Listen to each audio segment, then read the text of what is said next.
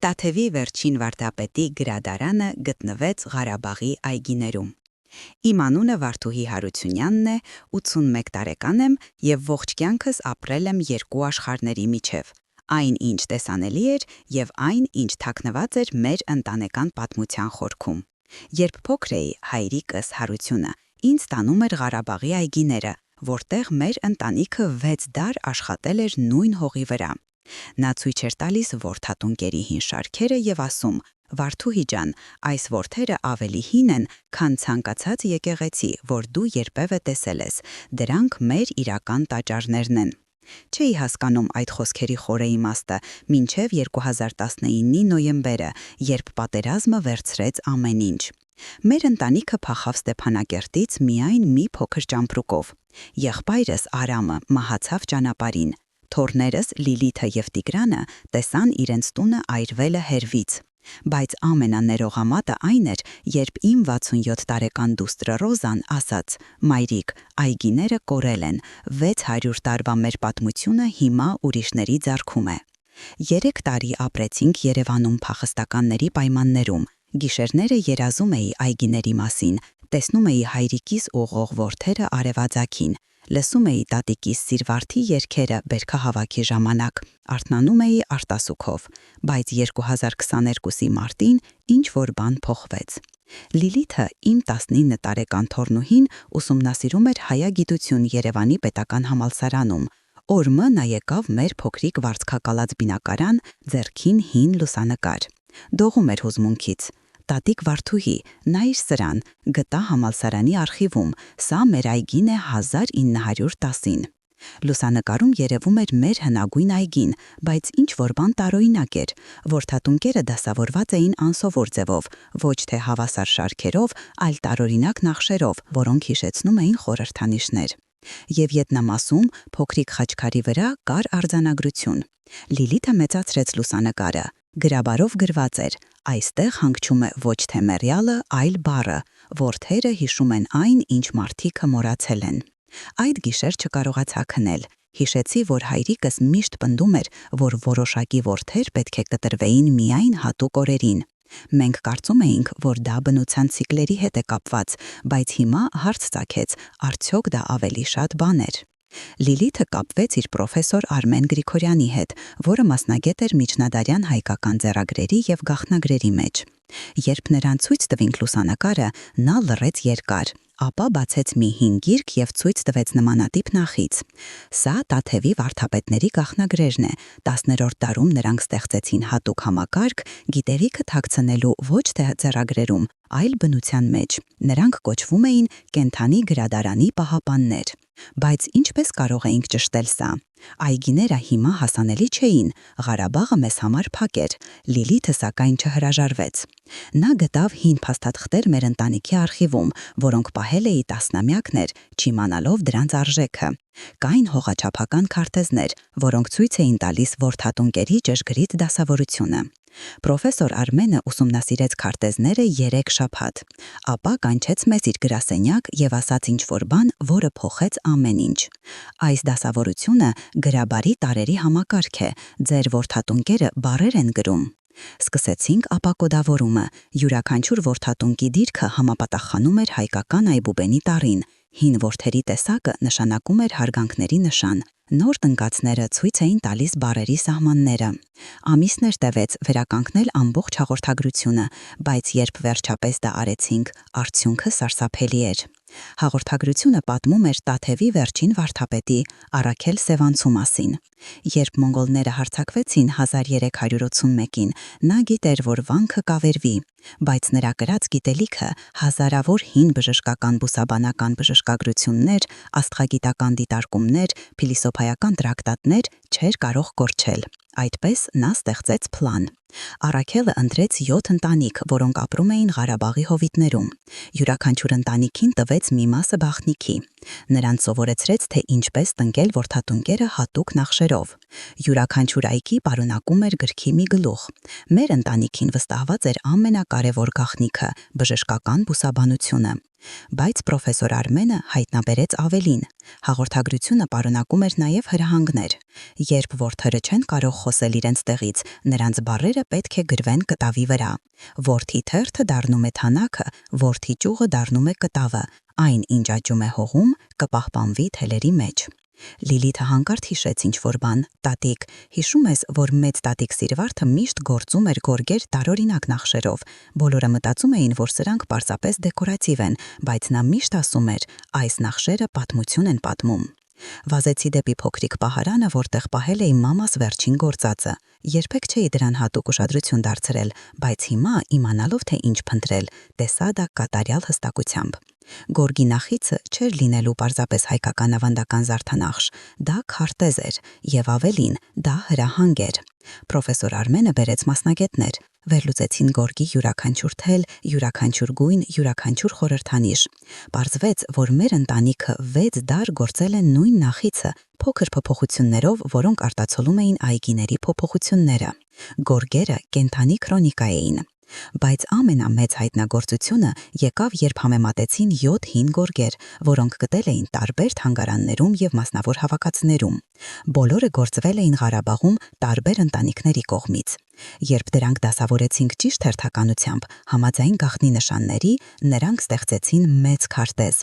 Այդ քարտեզի կենտրոնում նշված էր հատուկ տեղ՝ սրտի քարերը, որտեղ 7 աղբյուրները համաժողվում են։ Պրոֆեսոր Արմենը դամաչեց նկարագրությունը։ Սա Ամարասի մոտ է, հին աղբյուրների տարածքում, բայց ինչու այնտեղ։ Հաղորդագրությունը շարունակվում էր գորգի թաքնված շերտերում։ Լիլիթը տիրապետում էր հին հյուսման տեխնիկայի վերլուծությանը եւ գտավ, որ որոշ թելեր գործվել էին այնպես, որ ստեղծում էին երկրորդ, անտեսանելի նախից, երևացող միայն հատուկ լույսի ներքո։ Երբ օգտագործեցինք ուլտրամանուշակագույն լույսը, բացահայտվեցին նոր հրահանգներ։ Տաթևի գանձը ոչ թե ոսկին է, այլ բառը։ Սկիզբը թաքնված է 7 ճյուղի ներքո, որտեղ ջուրը երգում է քարի լեզվով։ Միայն նա, ով կարդում է որդերի լեզուն եւ գիտի հյուսված ճշմարտությունները, կկարողանա բացել։ Բայց ինչպես կարող էինք հասնել Ամարասին։ Այդ տարածքը հիմա հսկվում էր, մենք չէինք կարող պարզապես գնալ։ Պրոֆեսոր Արմենը կապվեց միջազգային կազմակերպությունների հետ, որոնք զբաղվում էին մշակույթի պահպանությամբ, բացատրեց հայտնագործության պատմական նշանակությունը։ 6 ամիս տևեցին բանակցությունները։ Վերջապես 2020-ների հունիսին ստացանք թույլտվություն սահմանափակ արշավի համար միջազգային դիտորդների ուղեկցությամբ։ Ես, 81 տարեկան կին, Լիլիթը, պրոֆեսոր Արմենը եւ փոքր խումբ հետազոտողներ մտանք տարածք, որը 3 տարի չէինք տեսել։ Երբ տեսա մեր այգիները, սիստս կանգ առավ, որդատունքերը դեռ կային, բայց անտեսված, որոշները չորացել էին, բայց հիմա, հասկանալով դրանց իրական իմաստը, յուրաքանչյուր ворդ հանդիսանում էր իբրև անգին ձեռագիր։ Լիլիթը լուսանկարեց ամեն ինչ, փաստագրելով կենդանի գրադարանի ընթացիկ վիճակը։ Բայց մեր հիմնական նպատակը Ամարասն էր։ Ուղևորեցինք 2 ժամ լեռներով։ Գտանք աղբյուրները, իսկապես 7 հատ, ճիշտ այնպես, ինչպես քարտեզում էր նշված։ Եվ կենտրոնում, որտեղ ջրերը հանդիպում էին, կար հին քարե կառույց, ծածկված մամուրով։ Մաքրեցինք քարերը, տակին գտած փոքր դռնակ, պահված շատ ավելի մեծ քարով։ Երբ շարժեցինք քարը ժամանակակից սարքավորումներով, հայտնաբերեցինք աստիճաններ, որոնք իջնում էին երկրի մեջ։ Ներսում օդը չոր եւ զով էր, պատերը ծածկված էին հրակայուն նյութով, հնագույն պաշտպանություն խոնավորությունից, եւ այնտեղ փոքր սենյակում գտանք դրանք 471 ձեռագիր, կատարյալ պահպանված Եղևնե արկղերում։ Պրոֆեսոր Արմենը արտասվեց, բացեց առաջին ձեռագիրը զգուշությամբ։ Սա Առաքյալ Սևանցու ձեռքն է։ Ես ճանաչում եմ գրելավոճը պատմական փաստաթղթերից։ Աստված իմ, սա բուսաբանական գերագույն տրակտատն է, հիշատակված միջնադարյան աղբյուրներում, բայց մենք կարծում էինք, որ կորել է 14-րդ դարում։ Կային բժշկական ձեռագրեր, հազարավոր բույսերի մասին, որոնցից շատերը այսօր անհայտ են։ Կային աստղագիտական տրակտատներ, դիտարկումներով, որոնք առաջ էին իրենց ժամանակից։ Կային ֆիլիսոփայական աշխատություններ, էթիկայի եւ գիտության մասին, կային նույնիսկ ինժեներական նախագծեր, ջրանցքների, կամուրջների, շինությունների համար։ Բայց ամենազգայուն հայտնագործությունը հատուկ արկղում էր։ Այնտեղ գտանք Առաքելի անձնական օրագիրը։ Վերջին էջում նա գրել էր. «Գիտեմ, որ մոնգոլները գալիս են, գիտեմ, որ Տաթևը կայրվի, բայց մտածում եմ 7 ընտանիքների մասին, որոնց սովորեցրել եմ։ Նրանք պարզ մարդիկ են, որդագործներ, գործածներ, հողագործներ, բայց նրանց հանձնել եմ ավելի, քան ցանկացած թագավորի գանձարան, գիտելիքի պարտականությունը։ Ասացի նրանց, յուրաքանչյուր սերունդ պետք է անցկացնի գաղտնիքը, յուրաքանչյուր դուստր եւ ворդ պետք է սովորի որդերի լեզուն, հյուսվածքի գաղտնիքները։ Եթե օրը 100 կամ 1000 տարի հետո ինչ որ մեկը չափազանց հարցեր տա, այդ ընտանիքները կիմանան հասցնել նրան ինձ մոտ, այստեղ 7 աղբյուրների մոտ։ Կարող է թվալ տարօրինակ, թաքցնել գրքեր այգիներում եւ գորգերում, երբ վանքում մենք ունենք հսկայական գրադարան, բայց գիտեմ ճշմարտությունը, որ նրանք միշտ այրում են գրադարանները, միշտ ավերում վանքերը, բայց նրանք երբեք չեն կարևորել հասարակ մարդկանց այգիները, երբեք չեն հետաքրքրվում հին կանանց գործածներով։ Այսպես ստեղծում եմ անտեսանելի գրադարան, թաքնված սովորական կյանքի մեջ։ Եթե Աստված կամենա, օրը ինչ որ մեկը կհասկանա, եւ երբ դա տեղի ունենա, գիտելիքը կբուսնի նորից, ինչպես որդը գարնան մեջ։ Կարդալով այս բառերը 642 տարի հետո հասկացա ողջ իմ ընտանիքի ճակատագիրը։ Տատիկս Սիրվարդը, որը գործում էր գորգեր նույնիսկ ծերության մեջ, հայրիկս Հարությունը, որը խնամում էր որդերը սիրով, որը ես կարծում էի պարզապես գյուղացիական հավատարմություն է հողին, մայրիկս Մարինեն, որը սովորեցրեց ինձ տարբերել յուրաքանչյուր որդի տեսակը։ Նրանք բոլորը չգիտեին ամբողջական պատմությունը, բայց յուրաքանչյուրը պահեց իրենց մասը, եւ այս պահպանումը սերնդից սերունդ թույլ տվեց Առաքելի հաղորդագրությանը հասնել մինչև մեզ։ Միջազգային հանձնաժողովը թույլ տվեց մեզ փաստագրել ամեն ինչ։ Լիլիթը լուսանկարեց յուրաքանչյուր էջ, ավելի քան 50,000 պատկեր։ Պրոֆեսոր Արմենը կատալոգավորեց յուրաքանչյուր ձեռագիր, բայց ամենակարևոր որոշումը դժվար էր՝ ինչ անել գտածի հետ։ Որոշ կողմեր ուզում էին, որ ձեռագրերը տեղափոխվեին Երևան, ուրիշները պնդում էին, որ դրանք պետք է մնան in situ, որպես պատմական վայր։ Բայց ես հիշեցի Առաքելի բառերը՝ գիտելիքը կբուսնի նորից։ Առաջարկեցի երրորդ ուղի։ Ֆիզիկական ձեռագրերը կմնան անվտանգ միջազգային հովանավորությամբ, բայց նրանց բովանդակությունը կդիգիտալացվի եւ կդառնա հասանելի բոլորին, բոլոր հետազոտողներին, բոլոր ուսանողներին, ողջ աշխարհին։ Եվ ավելին, առաջարկեցի վերականգնել կենդանի գրադարանը։ Մեր հին այգիները կվերականգնվեին, նոր որդատունկեր կտնկվեին նույն նախշերով, երիտասարդ մարդկանց կսովորեցվեին հին հմտությունները, գործածները կսկսեին նորից հյուսել քարտեզները։ Առաքելը չստեղծեց գրադարան միայն պահպանելու համար անցյալը, բացատրեցի։ Նա ստեղծեց համակարգ ապագայի համար, համակարգ, որտեղ գիտելիքը ապրում է մարդկանց ձեռքերում, նրանց հողում, նրանց արվեստում։ Այսպես, նույնիսկ երբ ամեն ինչ ավերվում է, դա կարող է վերածնվել։ Համաձայնություն ստացանք բոլոր կողմերից, ՈՒՆԵՍԿՕ-ն առաջարկեց հովանավորություն, արևելյան ձեռագրերի հետազոտողներ ամբողջ աշխարհից կամավոր դարձան օգնել թարգմանության եւ վերլուծության հարցում, բայց ինձ համար ամենակարևորը Լիլիթն էր, իմ թորնուհին, որը կորցրել էր իր տունը, իր դպրոցը, իր մանկության յուրաքանչյուր ծանոթ վայրը, հիմա գտել էր նոր նպատակ։ Նա դարձավ կենդանի գրադարանի նախագծի ղեկավարը։ Այսօր 2024-ին ունենք 110 երիտասարդ, ովքեր սովորում են որդագործություն Առաքելի մեթոդներով, ունենք 57 գործածներ, ովքեր հյուսում են հին նախշերը, հիմա հասկանալով դրանց իմաստը, ունենք 24 բոտանիկ, ովքեր ուսումնասիրում են բժշկական բույսերը, որոնք նկարագրված են ձեռագրերում։ Առաքելի բուսաբանական գերագույն տրակտատը արդեն բերել է 5 նոր բժշկական բույսերի վերահայտնագործության։ Նրա աստղագիտական դիտարկումները օգնել են ժամանակակից գիտնականներին հասկանալ միջնադարյան աստղագիտության մակարդակը։ Նրա փիլիսոփայական տրակտատները թարգմանվում են 12 լեզուներով։ Բայց ինձ համար ամենամեծ հաջողությունը տեղի ունեցավ անցյալ ամիս։ Լիլիթը տարավ ինձ նոր ուսումնական այգի Երևանի մոտ։ Այնտեղ 30 երիտասարդ տնկում էին որդատունկեր հատուկ նախշով։ Տատիկ, ասաց նա, սրանք գրում են նոր հաղորդագրություն, ոչ Առաքելի բառերը, այլ մերը, պատմություն մեր սերնդի մասին, որպեսզի 500 տարի հետո, երբ ինչ որ մեկը գտնի այս այգին, նրանք կիմանան, որ մենք չենք հեռացել, որ մենք շարունակեցինք, որ գիտելիքը, որը Առաքելը թաքցրել էր, մենք դարձրինք նորից կենդանի եւ փոխանցեցինք հաջորդ սերնդին։ Արտասվեցի, բայց ուրախությունից, որովհետև հասկացա, շղթան չի կոտրվել։ 642 տարի, մոնղոլական ներխուժումներից, Օսմանյան իշխանությունից, ցեղասպանությունից, խորհրդային տարիներից, նոր պատերազմներից Առաքելի տեսլականը մնացել էր կենդանի։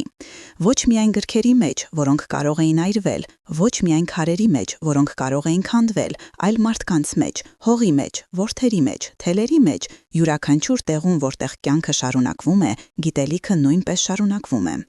Այժմ երբ տանում եմ այցելուներին մեր փոքր թանգարան, որտեղ պահում ենք գորգերի եւ լուսանկարների հավաքածու, ցույց եմ տալիս նրանց ոչ միայն նյութական գտածները, պատմում եմ նրանց 77 սերնդների պատմությունը, 7 ընտանիքներ, որոնք դարձան 100 ընտանիք, ապա հազարներ։ Պատմում եմ իմ հայրիկի մասին, որը չգիտեր, թե ինչու էր այդպես խնամում որդերը, բայց արեց դա հավատարմորեն, տատիկիս մասին, որը գործեց գորգեր, մտածելով, որ պարզապես պահպանում է ընտանեկան ավանդույթ, չիմանալով, որ պահպանում է պատմությունը, մայրիկիս մասին, որը վստահեց այդ գիտելիքները ինձ, թեև ես չհասկացա դրանց նշանակությունը մինչև շատ ուշ։ Եվ պատմում եմ Լիլիթի եւ նրա սերնդի մասին, ովքեր կորցրեցին ամեն ինչ, բայց գտան ավելին, որովհետև նրանք հայտնաբերեցին, որ իրենց ինքնությունը կախված չէ հողից, որի վրա կանգնած են, այլ գիտելիքից, որը կրում են։ Երբ մարդիկ հարցնում են, արդյոք ցավում եմ, որ այլևս չենք տիրապետում այգիներում, որտեղ թաքնված էր գրադարանը, ժպտում եմ։ Այգիները միայն քարտեզ էին, պատասխանում եմ։ Իրական գրադարանը միշտ եղել է մեզանում, եւ այդ գրադարանը ոչ ոք չի կարող վերցնել։ Առաքել Սևանցին վախենում էր, որ նրա գիտելիքը կկորի, այդ վախից նա ստեղծեց համակարգ այնքան խելացի, այնքան ճկուն, որ ապրեց 6 դար։ Բայց մենք նրան տալիս ենք ավելի մեծ նվեր, մենք ցույց ենք տալիս, որ նրա տեսլականը ոչ միայն աշխատեց, այլև կարող է աշխատել հավերժ։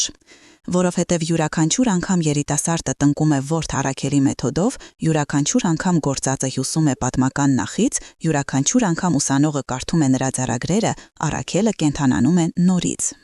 Այսօր իմ գրասենյակում կախված է 3 բան՝ տատիկիս վերջին գործածի մի կտոր, հայրիկիս լուսանկարը այգում եւ Լիլիթի լուսանկարը սովորեցնելիս երիտասարդներին որդատունկում։ 3 սերունդ, 3 մարդ, ովքեր չգիտեին միմյանց իրական կապը մինչև բացահայտումը։ Բայց հիմա գիտենք, եւ այդ գիտելիքը փոխել է ամեն ինչ։ Փախտսկանությունը դեռ ցավոտ է, կորուստները դեռ թխուր են, բայց հիմա ունենք նաև ինչ-որ բան ավելին, նպատակ, առաքելությունը շարունակելու, գիտելիքը պահպանելու, հույսը փոխանցելու։ Յուրաքանչյուր գիշեր, երբ փակում եմ աչքերս, երևակայում եմ Առաքելին 1381-ին, տեսնում եմ նրան նստած իր սենյակում տաթևում, գրում վերջին օրագրային գրառումը, լսում մոնղոլների դիերի խրխինջը հեռվում։ Նա վախեցած է, բայց նա նաև հույս ունի։ Եվ ուզում եմ նրան ասել. Առաքել, հանգստացիր, քո հույսը արդարացած եղավ, քո 7 ընտանիքները չմոռացան, քո որդերը խոսեցին, քո գորգերը բացահայտեցին իրենց գաղտնիքները, եւ քո տեսլականը, գիտելիքը, որը բուսնում է, փոխարեն պարզապես պահպանվելու, այժմ իրականություն է։ Իսկ այն երիտասարդներին, ովքեր հիմա սովորում են որդագործություն, հյուսվածք, բուսաբանություն Առաքելի մեթոդներով, ուզում եմ ասել, դուք ոչ միայն սովորում եք հին հմտություններ, դուք դառնում եք մաս պատմության ամենաերկար եւ ամենահամոզիչ շղթայից, շղթա, որը միացնում է անցյալը ապագային, շղթա, որը ապացուցում է, որ իրական գիտելիքը երբեք չի կարող կորչել, քանի դեռ կան մարդիկ, ովքեր պատրաստ են պահպանել այն։ Առաքելի գրադարանը գտնելը չէր վերջացում, դա էր սկիզբը։